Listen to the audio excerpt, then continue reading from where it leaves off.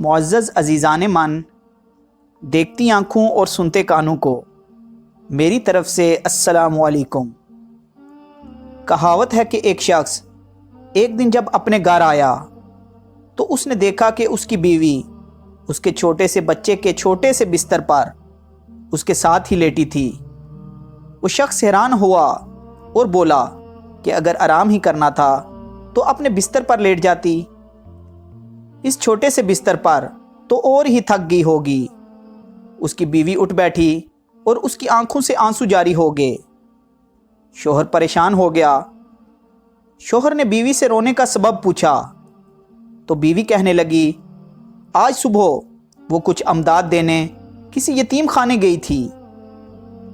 वहाँ उसने देखा कि छोटे छोटे से बच्चे जो अभी कुछ महीनों के ही थे, वो अपने पंगूड़ों में चुपचाप तमीज़ से लेटे हुए थे। वो बहुत खुश हुई और वहाँ मौजूद निगरान खातून से पूछा कि आपने इन छोटे छोटे से बच्चों की इतनी शानदार तरबियत कैसे की?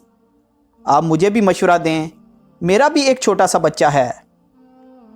उस निगरान खातून ने जवाब दिया कि हम दुआ करेंगे कि आपका बच्चा इन बच्चों की तरह कभी तमीज़दार ना हो और खुदा इसके लिए आप लोगों को ज़िंदा रखे। ये बच्चे जब यहाँ आते हैं तो शुरू के दिनों में भूख लगने पर और डायपर ख़राब होने पर रोते हैं, मगर हमारा अमला इतना नहीं है कि बच्चों को अनफरादी तवज्जो दे सकें, तो हम इन्हें रोने देते हैं। कुछ ही दिनों में उन्हें आदत हो जाती है कि यहाँ इनके रोने से उनकी हाजत रवाई नहीं होगी। खाना हो या डायपर तब्दील करना, हंगामी सूरत हाल के अलावा हर चीज़ मुकर्ररा वक़्त पर ही अंजाम पाती है। जब वो ये बात समझ लेते हैं तो इनका रोना कभी कम और अमूमन बिल्कुल ख़त्म हो जाता है।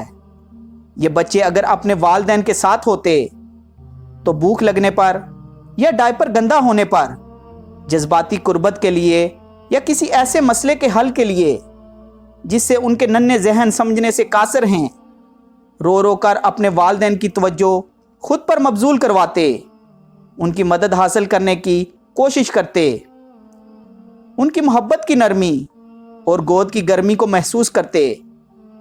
मगर क्योंकि ऐसा नहीं है और हम खुद बहुत मजबूर हैं तो हम इन्हें रोने देते हैं।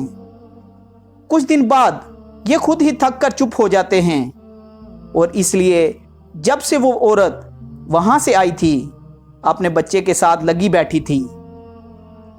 उस औरत का दिल इस वाक़े को देखने के बाद चकनाचूर हो चुका था और वो दिल ही दिल में अफसुर्दा हो गई थी।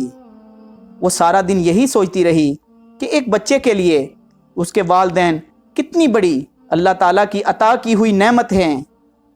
बीवी की ये सारी बात सुनकर उसका शोहर भी आप दीदा हो गया।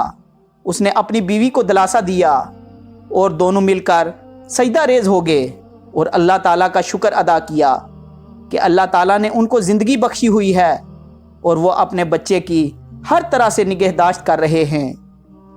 अल्लाह ताला से दुआ है कि अल्लाह ताला हर औलाद पर उसके वालिदैन का साया सलामत रखे और जिनके वालिदैन इस दुनिया फ़ानी से रुखसत हो गए हैं, अल्लाह ताला इनको जन्नतुल फ़िरदौस में आला मुकाम नसीब फरमाए। आमीन या रब्बुल आलमीन। मुअज़्ज़ज़ दोस्तों, उम्मीद करता हूँ मेरी आज की ये वीडियो आपको ज़रूर पसंद आई होगी। अगर आपको ये वीडियो अच्छी लगी हो तो अपनी कीमती राय का इजहार नीचे कमेंट बॉक्स में ज़रूर किया करें और इस वीडियो को ज़्यादा से ज़्यादा अपने दोस्तों अहबाब के साथ शेयर करें। शुक्रिया, जज़ाकल्लाह खैर।